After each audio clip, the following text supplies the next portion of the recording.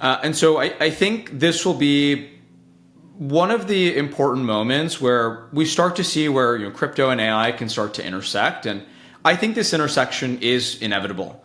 It feels like they're kind of joined at the hip or will become joined at the hip very soon. The technologies make sense to have together. You have on one side, you have AI, this technology of infinite abundance, it's generative, but it's advantaged by large corporations and having large access, large amount of access to capital. And then you have crypto, which is really a tool for self-sovereignty.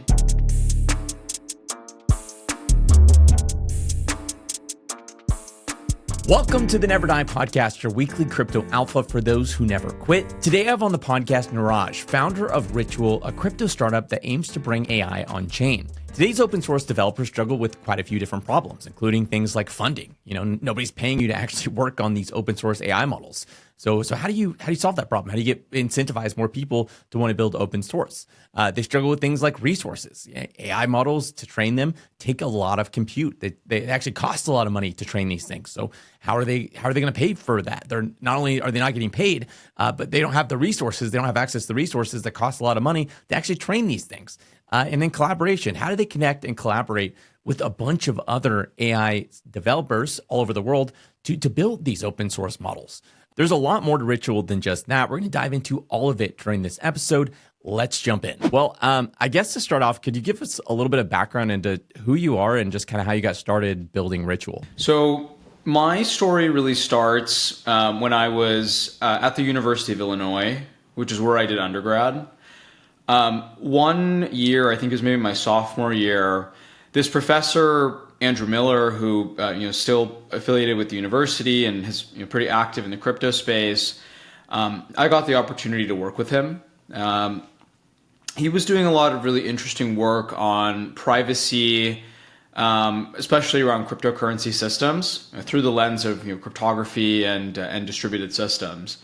So I got the opportunity to see the world through this kind of researchy lens, and a lot of people in the lab were working on very interesting projects. I briefly, through that experience when I was in college, was able to go and see the power of cryptography in these new world systems that were actually being used. Ethereum had just come out a few years before that, and you were able to start building smart contracts on it. So in 2017, I got the opportunity to meet Polychain through one of their LPs. And I went and met Olaf and the rest of the team and found the work super interesting. They're really strange and kind of eclectic, interesting team. And so I, met them and ended up actually dropping out of school and joining them as, one of the early members of the team. I was at Polychain for 6 years. I led a number of different investments, largely in the infra category. And part of what drove me and what excited me about investing in crypto was, what are developers going to be doing in the next couple of years? And how do we fund those emergent technologies that create these new behaviors and create new sort of consumer applications and new infrastructure opportunities. And so I did that for a number of years, got to work with a bunch of great entrepreneurs and learned a ton.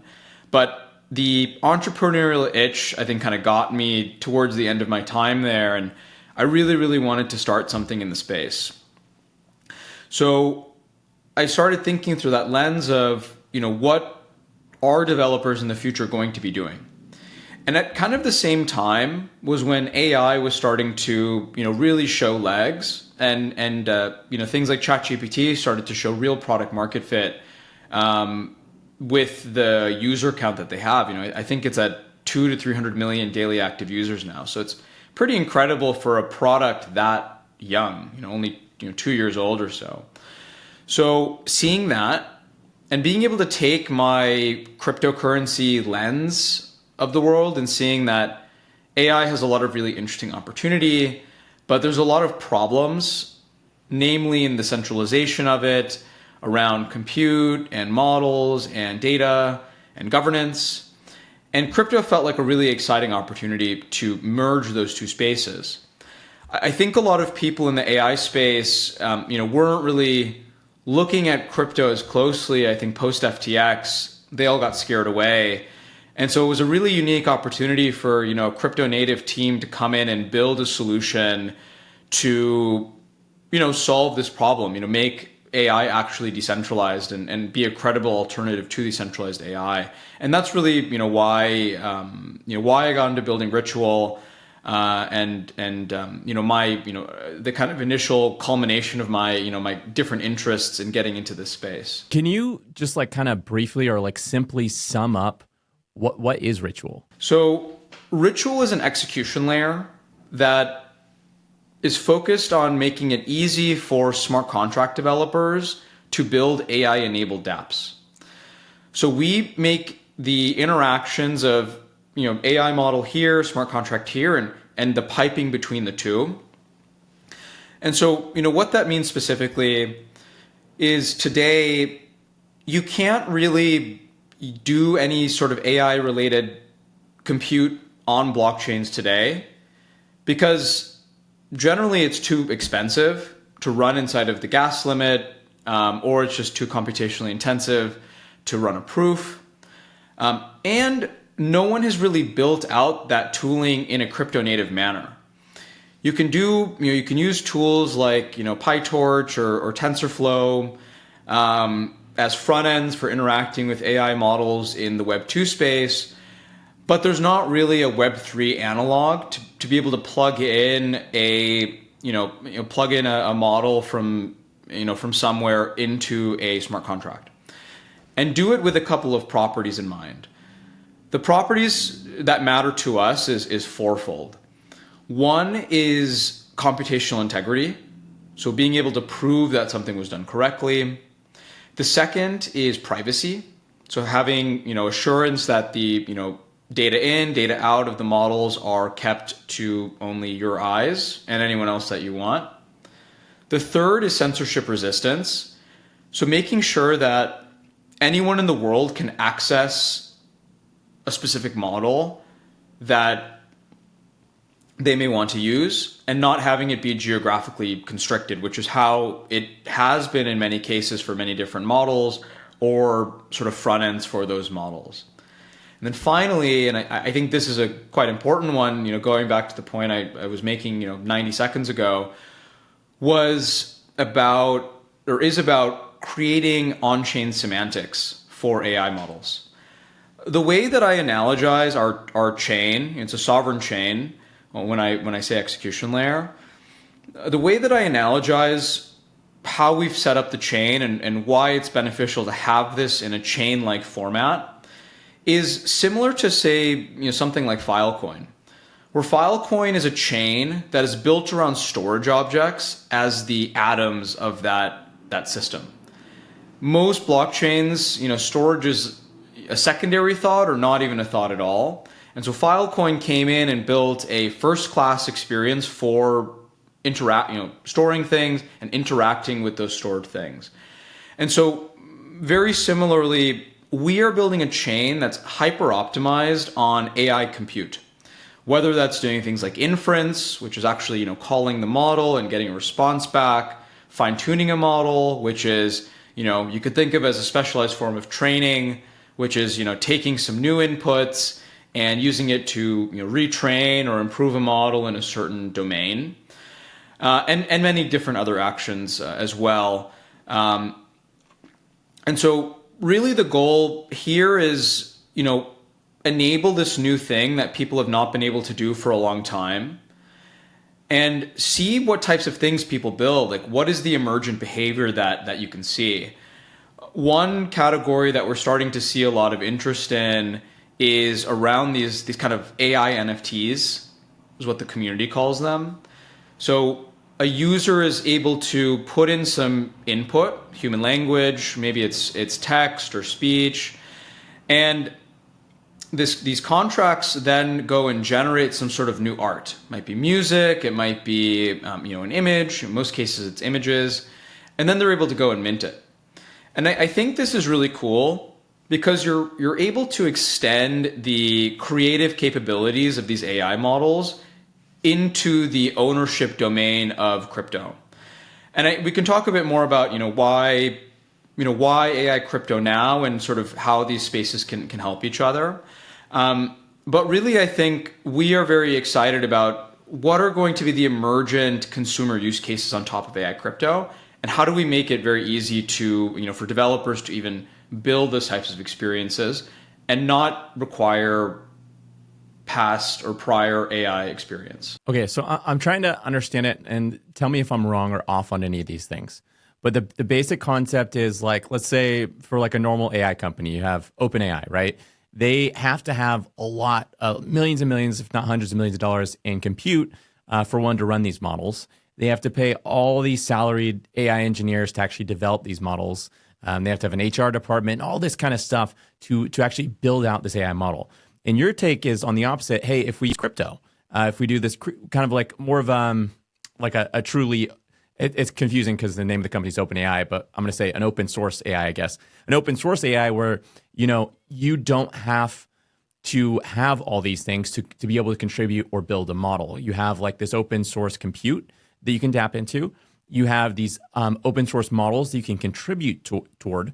And then you have this community and all maybe this data that you can use to train on. And all of this is open source and accessible. And the idea is sort of like YouTube, in that, like, a TV show might require $100 million budget, all this kind of stuff. And you can only make so much content. Maybe a NBC or ABC or whatever can produce like 10, 20 shows a year. Where YouTube, you can have millions and millions of creators and shows and content created. And like maybe any individual one won't be like an NBC or ABC show, but as a whole, they're able to accomplish something that no single broadcasting company could ever accomplish. Is that kind of the concept? Yeah, I would say that's a good way to outline the opportunity within crypto and the crypto AI intersection. You're exactly right. Today, when we look at the Web 2 AI companies, there's really this advantage towards the existing incumbents in the technology space. When I talked about ChatGPT having 200 to 300 million users, I mean, that's insane. That's a whole nother level, and that number will very easily get to 1 billion over the next couple of years. And who is best advantaged by AI being a thing is these centralized corporations, because, as you said, it costs a lot of money to get hardware, to get the intellectual capital, the people to actually build and improve those models. And then ultimately it takes money or an existing network to go and get distribution, like find a product that leverages the model that people can then use. So I think this is why there are a number of companies competing with OpenAI that they're doing well, but they're still having trouble because they are not an incumbent. They don't have the distribution. And I think what crypto AI helps solve is you're able to decouple the creation of models with the distributional layer. So, for something like OpenAI, ChatGPT and GPT-4 are tied at the hip, right? They're going to only serve their models. It's not really in their interest to service the models of other companies. Whereas in a crypto, user-owned AI paradigm, you can now offer ways to use different models. There are a number of companies experimenting with ways to incentivize the ongoing improvement of models. Companies like Allura and BitTensor are in this category. And so I think that there's a very, very big opportunity here, which is just changing the way that ownership looks and the way that governance looks for these AI systems. Now, as a user, I can pick the model I want to use. Maybe it's more aligned with me politically or from a values perspective. And then, you're additionally able to, take that, that openness, and, you have open models, you have transparency on the model is actually using your data in a correct way, not taking it and storing it on some server somewhere.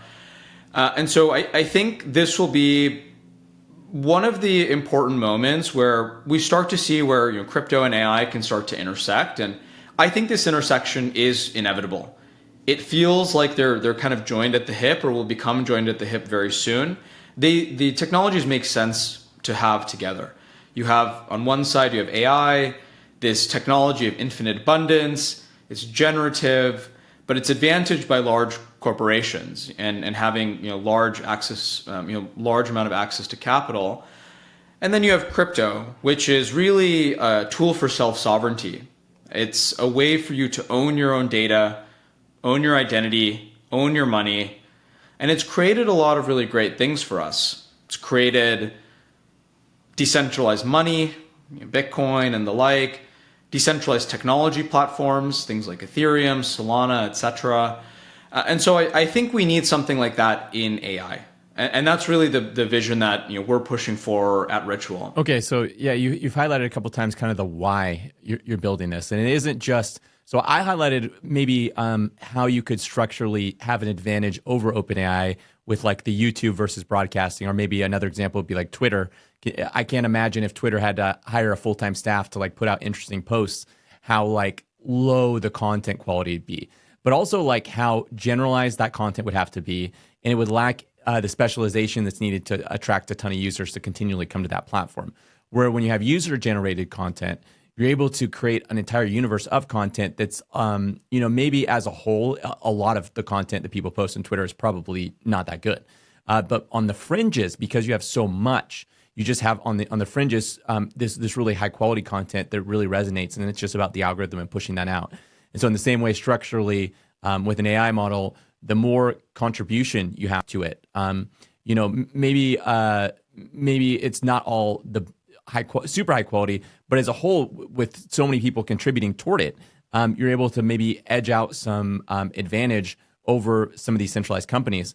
So maybe that's a structural advantage, but you've mentioned the why, which is things like censorship and control, and like the idea of like maybe people get kind of fired up in the U.S. because of political parties, but maybe if you look at something like North Korea and imagine if like the North Korean government controlled AI, right? And they like, it's so easy for them to be able to then like on an individual basis manipulate people into maybe believing one certain ideology or concept, or even like rewrite historical events in some ways by just like slowly.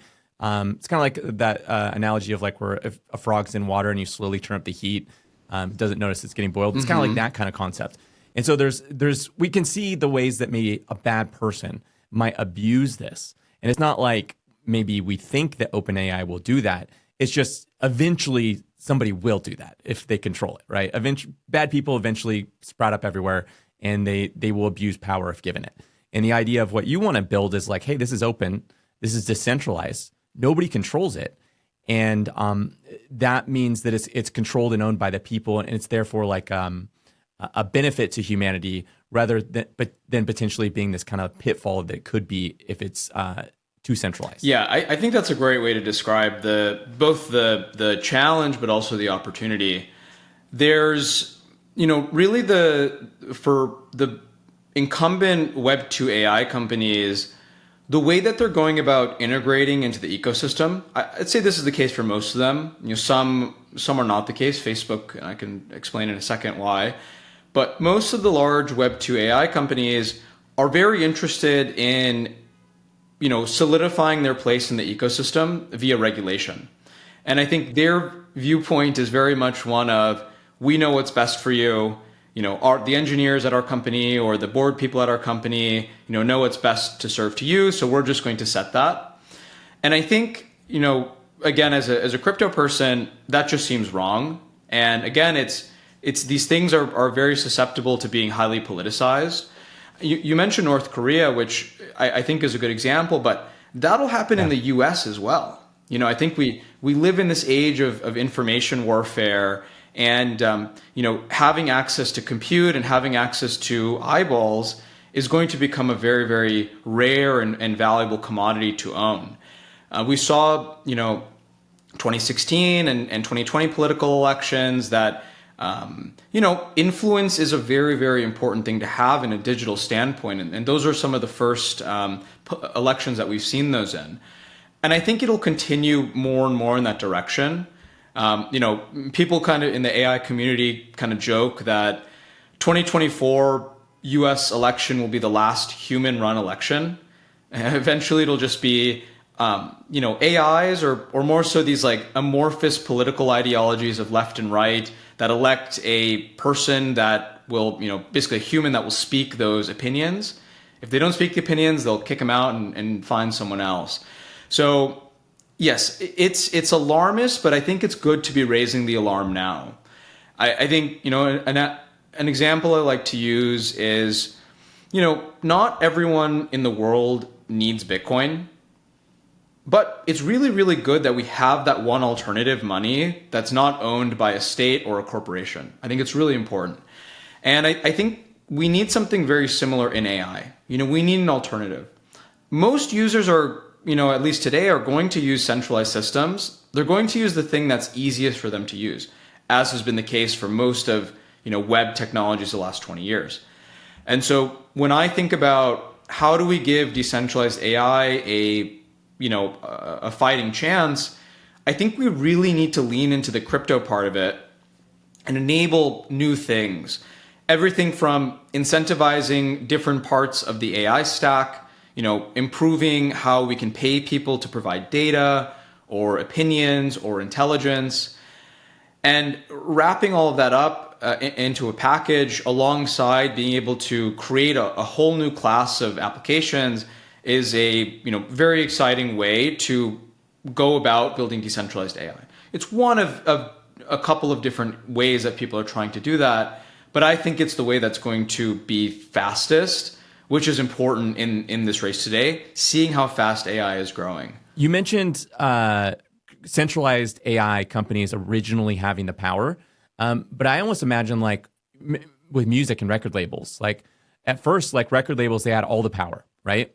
But then over time, as music became free and people could just download it illegally for free, they had to change how they went because they couldn't have the same business model. And I almost wonder if open source AI, decentralized AI, will edge into their profits so much that it almost makes it impossible for them to compete in a centralized manner, because maybe they're 1% better, but decentralized AI is close enough, or maybe it's even better, so that enough people are using it, they don't have that revenue moat that they think they would have. Yeah, that would be an amazing outcome.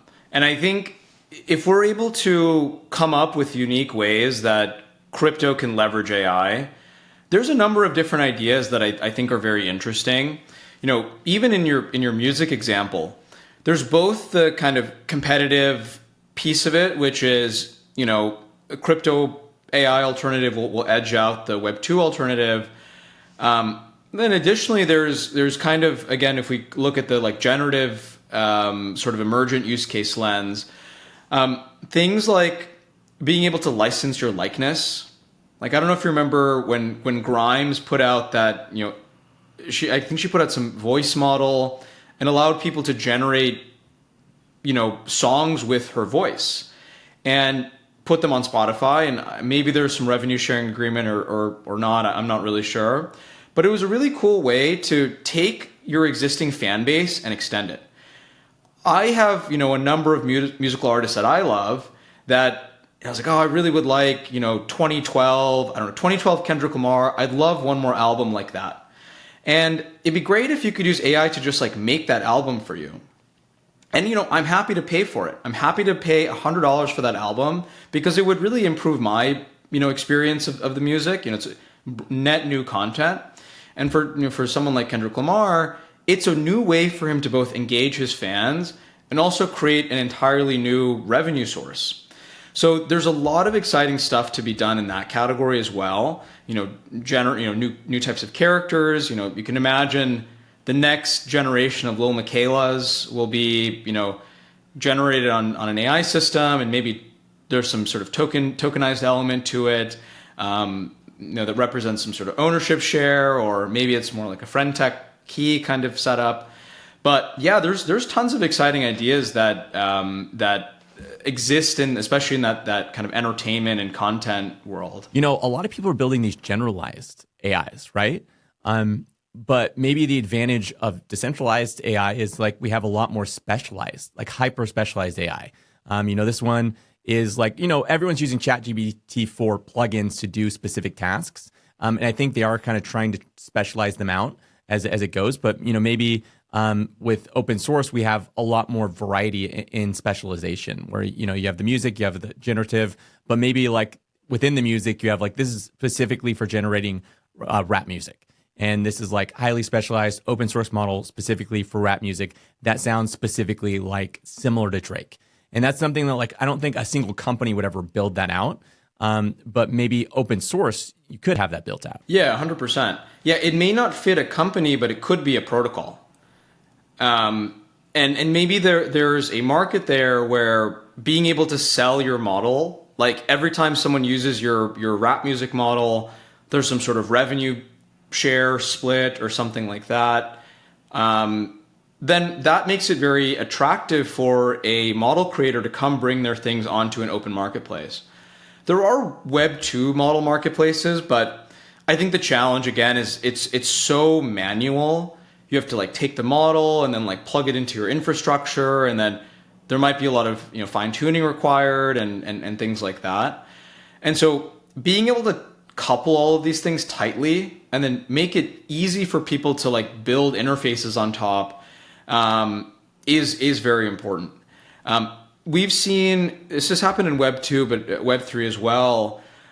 Projects around using AI to automatically generate user interfaces for things like smart contracts or even just regular applications. And I think that's a very cool future we have, where let's say you wanted to build that, let's say for rap music, and you wanted to build around a specific model you found. You could go and pull the model down. You could have an AI generate you the front end, and then make it easy for the average person to go and plug some lyrics in, pick the way that the voice should sound, how the flow should sound, the beat, and then put something together. So it really supercharges like new types of crypto consumer experiences that we haven't seen yet, but I think we'll see coming over the next couple of years. What's an AI coprocessor? Because you guys talk about that on the Ritual site quite a bit.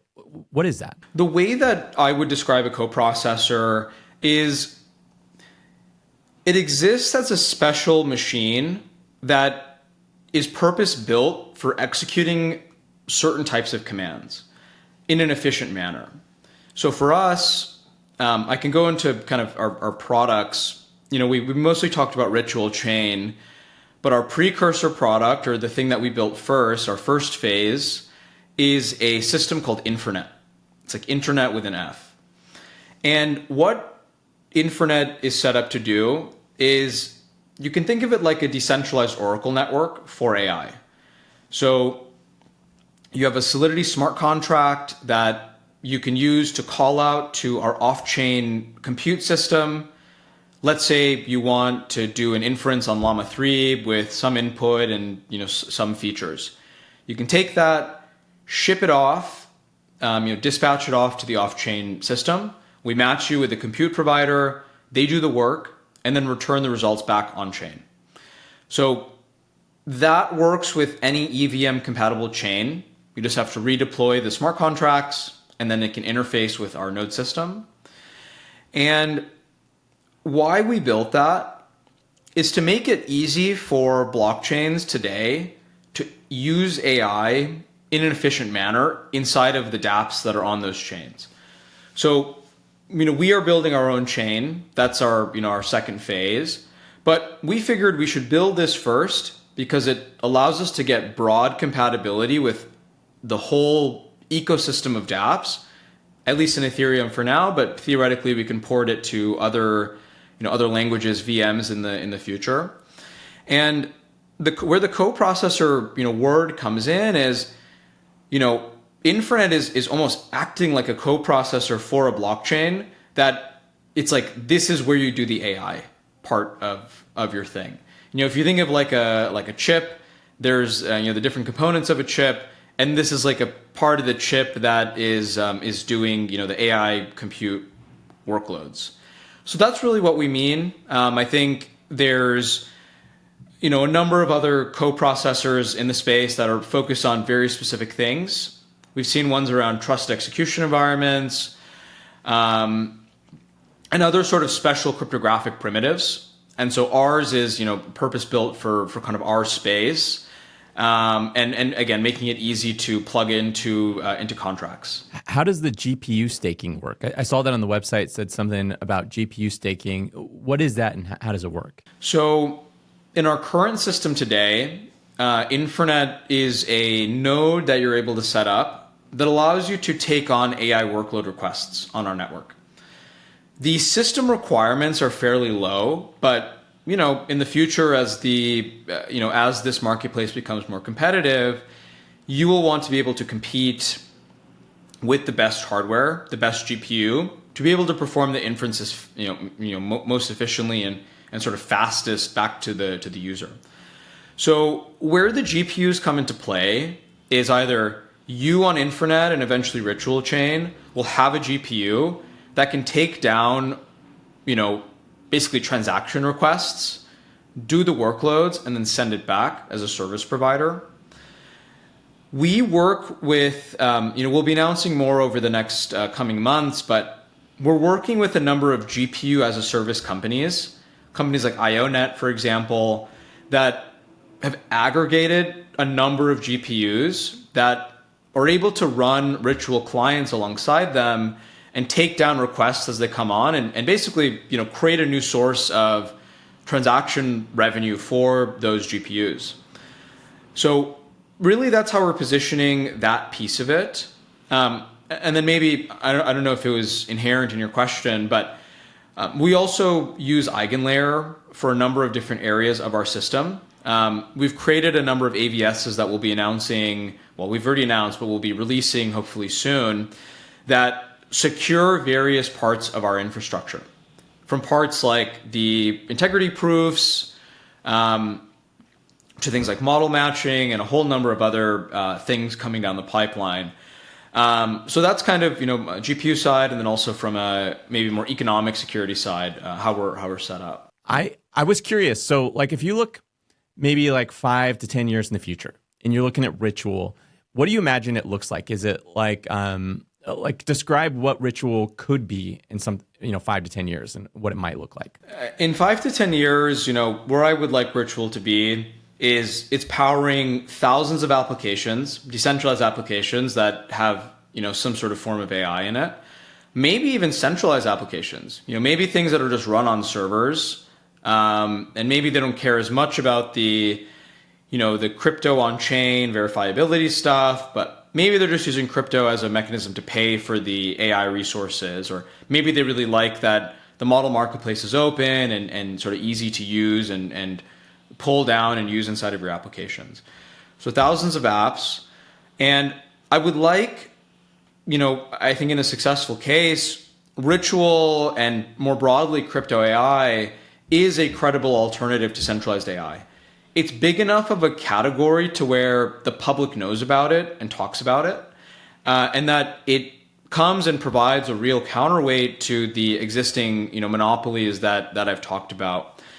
And then, ultimately, there's a lot in the middle between those things, but it might be things like the next generation of AI developers release their models on Ritual first, rather than going to Hugging Face or announcing it, doing it in a centralized manner. So those are a number of areas that I think will be a really, amazing future if we kind of hit all our goals and things that we're striving for. So it's like a vibrant place for open source AIs of all kinds. So like maybe you have like a in 5 to 10 years, ChatGPT 10 competitor or whatever. And it's like, it's either maybe better or pretty close to the actual model, but it's open source and people are developing it on Ritual instead of like on, like you said, Hugging Face, et cetera. And then maybe you have an open source music model, open source kind of Mid-Journey like model, and then all the other kind of cool things that people are going to invent along the way. And maybe the reason people are choosing to go on something like Ritual is that crypto is really great at incentives. We are really great at getting people to do stuff and raising a lot of money for stuff, no matter what that is. Like you could have the stupidest idea on the planet. And like, it seems like in crypto, we can raise 10 million, $100 million, $1 billion for this idea, for this meme coin or whatever. And so it'd be like, wouldn't it be better and more efficient if like maybe that capital and that those incentives were going towards these AI models or decentralized science or like all these cool use cases that we could have. And maybe that's crypto's killer advantage right there, is like we're really great at crowdsourcing incentives and fundraising, where something like Hugging Face might struggle with getting that same sort of incentive structure. Totally. And one of the great benefits of the crypto user base is that they are, highly kind of, at least many of them are very values based. Many of them are also, just spend more per transaction than say a non-crypto user would. And so there are a number of benefits that crypto users bring into a new ecosystem that non-crypto users don't. And again, I'm in full agreement. I think lean into the benefits of crypto, don't shy away from them, and use that to supercharge the network effects for the types of apps that you're building. Let that be the way that these things get big really fast. Binance in 2017 grew from an upstart ICO to being the biggest exchange on the planet. And that's really the power, I think, of these crypto networks, is they can get big really fast if they, architect the system and the incentives in the right ways. I always think about Bitcoin and how there's all these people that work for Bitcoin as like core developers. There's all this infrastructure, millions and millions, not billions of dollars of infrastructure that's built around Bitcoin, and yet nobody owns it, nobody controls it, nobody's dictating these things. Like these people all work for the protocol Bitcoin, even though there's nobody in charge. And if you take that kind of same concept with AI, I always wonder, like, at what point is an AI model like start building itself in a sense? Like, you know what I mean? Like, is the AI model being like, okay, cool, I'm continually expanding, innovating, and building myself out, and no longer is there any human company or structure that's dictating how this thing's being built out. You ever think about that? All the time. It's a super fascinating area for me. I think that this is when we start to think about these really kind of utopian, interesting visions of, what if we do get AGI and the world's AGI is governed by its users, its crypto holders. That would be really valuable. And, AGIs can use Ethereum or USDC or whatever else as their currency. And being able to, reason in that manner, we're still far away, but I think that being able to enshrine these different actions on the behalf of the users, are the way that you build an AGI or you build a, super intelligent system. You mentioned you work for Bitcoin, and you gave the definition of core developers and the like, and I would even extend that out even further. In some ways, every person that owns Bitcoin works for Bitcoin. I don't know if you've ever gone on LinkedIn and looked up investor in Bitcoin. There's like tens of thousands of results. Crypto asset holders, they love the ecosystems they're part of. It's almost like a religion. You don't see people write like investor in Apple stock. Like no one gives a shit. But investor in Bitcoin, or Link's a great example. Once you buy Link, your goal is to then go and spread the gospel to every single person and make the ecosystem more valuable. So I think those dynamics can also come over into AI, and I think it'd be very, very cool. It's going to be a weird future for sure. For a lot of different reasons. But yeah, it's almost like this is the primitive incentive structure as what you're seeing with Bitcoin. And as you imagine that growing and scaling and how that might change, especially as you will have things like AI taking over certain workloads. You're going to have, I think eventually, right, if you look at Boston Dynamics and the Tesla robots and different things like that, they're going to take on certain manual labor tasks. We've already seen that with factories getting automated, et cetera.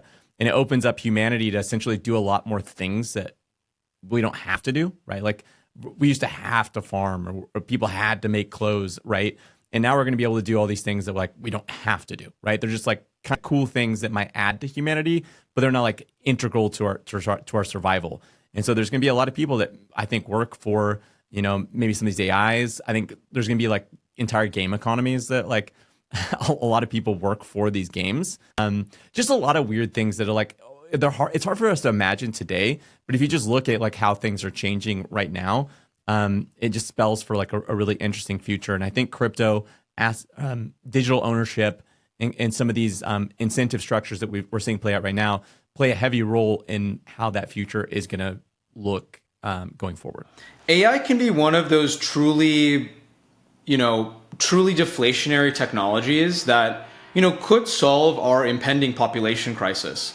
Seeing like every major, not even Western country, China's going through this, Germany's going through this, the US will go through this, maybe more like 30, 40 years. But seeing the kind of population charts and the number of new people getting created, the number of children being born is going down, and our economy is not set up to work like that. It exists in an inflationary regime.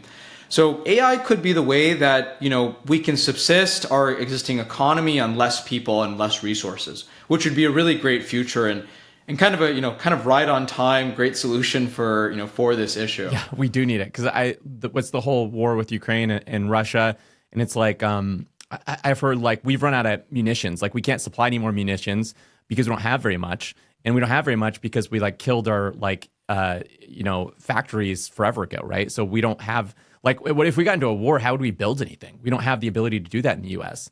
But at the same time, like there's not low wage workers in the U.S. that maybe want to work in factories. But things like AI, robots, these kind of things solve that because we kind of do need those, especially like for national defense and stuff like that. We do need these things in country because it's not like if you go to war with China, you'd be like, hey, by the way, can you build us some tanks and stuff? Like they're not going to do any of that stuff. So, there's a lot of different things that I think it will fix and solve. And maybe it'll be better than humans at quite a few things. Like we do suck at certain things. And, I'm kind of in your camp that I think overall it's going to actually make humanity a lot better and it's going to make people's lives a lot better. Even you're going to lose a lot of jobs, but it's going to free you up to do a lot of cool, awesome things that we couldn't do before. And people won't have to do the stupid stuff we don't like doing. Yeah, exactly. There's that meme, good times create, weak men, and like that whole, four layered thing. And I think in some ways we've existed in this like post World War II order that is, looking maybe a little shaky.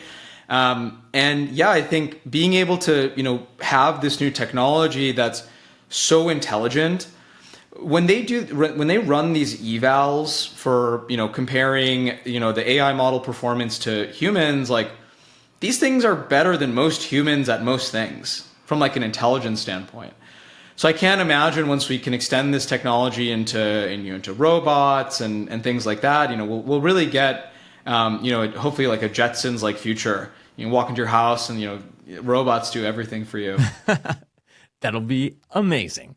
My last question is, what are your thoughts currently on like the crypto AI space as a whole? Like, in my opinion, I've seen like, man, it feels like probably 99% of the crypto AI space kind of feels like almost like vaporware. It's like a lot of like ideas that have like no legs.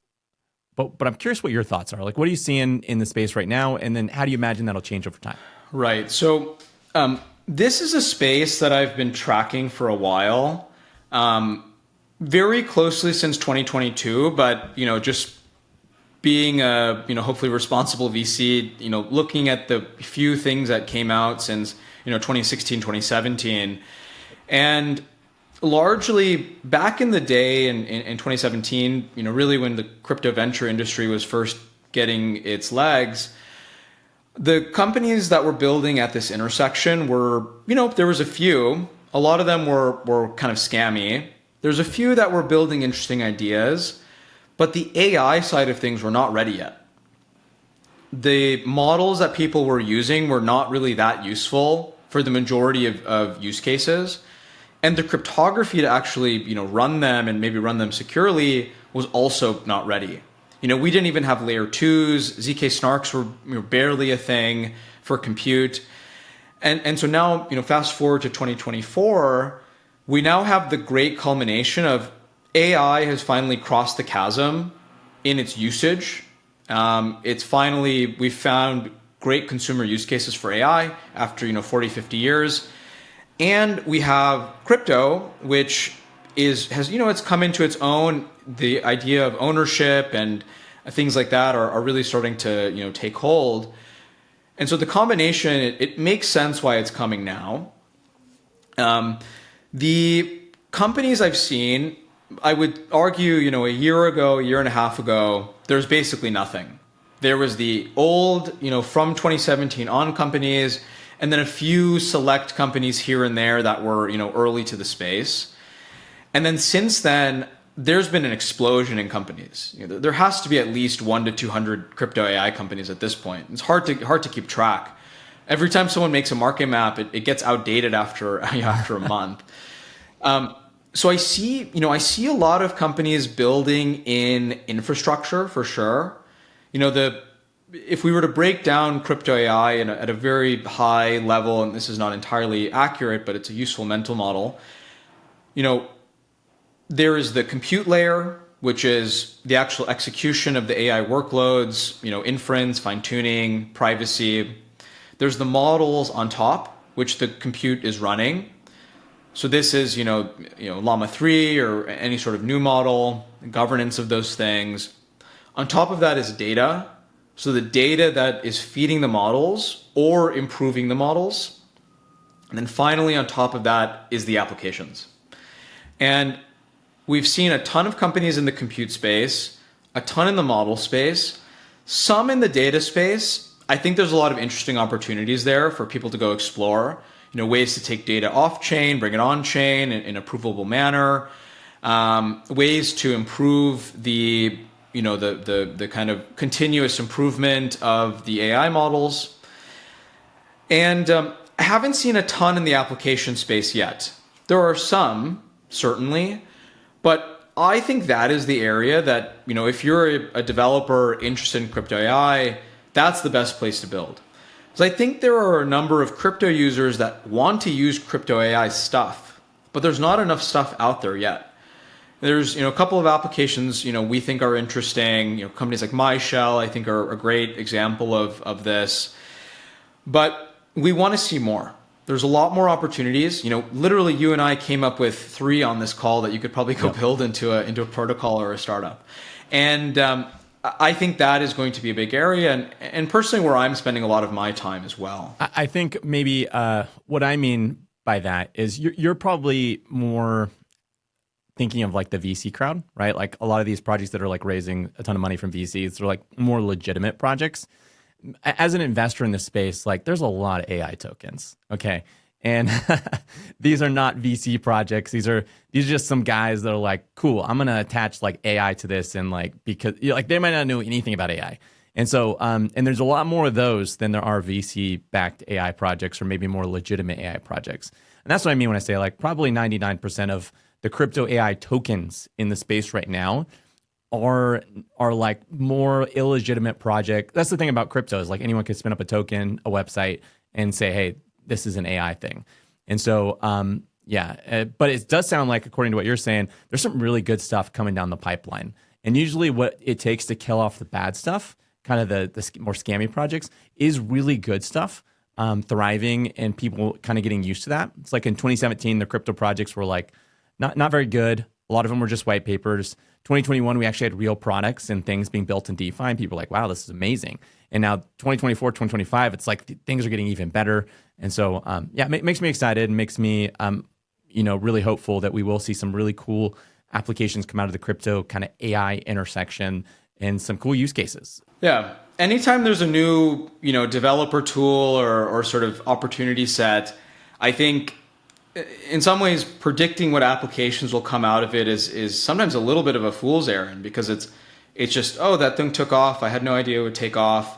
If you were to ask anyone in Ethereum in 2014, what would be the most interesting use cases, people could barely come up with anything, or they would pick incorrectly. And even from 2017 on, we had such a great and sort of vibrant ecosystem that's only gotten bigger. And I think for any new frontier market, crypto is one, but crypto AI is a subsector of that frontier market. It both attracts, sort of genuine people, but also, a lot of charlatans. Kind of, maybe we could think of like the gold rush in the late 1800s, sort of attracting both types of people. So I think it's important to kind of, do your research, really dive deep and understand everything. And there are a ton of amazing founders and a lot of talent is coming to the space that I've seen over the last, 6 to 9 months.